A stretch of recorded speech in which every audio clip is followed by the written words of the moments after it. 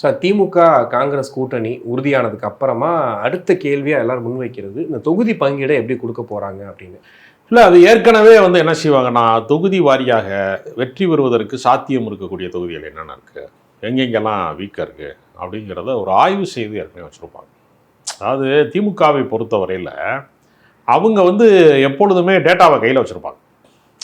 இயக்குநர்கள் சங்கத்திலிருந்து போய் இயக்குனர் சங்கத்திற்கு என்று தனியாக கட்டடம் இல்லை, எங்களுக்கு ஒரு கிரவுண்டு கொடுங்க நீங்கள், இன்னொன்னையும் அவங்க வாட்ச் பண்ணி வச்சுருப்பாங்க. அதனால் ஒரு தொகுதியை அவங்க மதிப்பீடு செய்கிற போது இது எவ்வளவு செல்வாக்கு மிக்கதாக இருக்குது, தேமுதிக இங்கே நிறுத்தினா வீக் ஆகிருமா அப்படிங்கிறதெல்லாம் அவங்க பார்ப்பாங்க. ஓகே. அதனால் திருமாவளவன் தெளிவாக சொல்லிட்டாரு, சீட்டு சம்பந்தப்பட்ட பேரத்துக்கான கட்சியாக நான் நடத்தலை, இது கொள்கையை சார்ந்த உறவு, அதே சமயத்தில் கூடுதல் தொகுதி வேணும் அப்படிங்கிற கோரிக்கையை அப்போ நான் கிரவுண்டுக்குள்ளே தான் நாங்கள் விளையாடுவோங்கிறார்.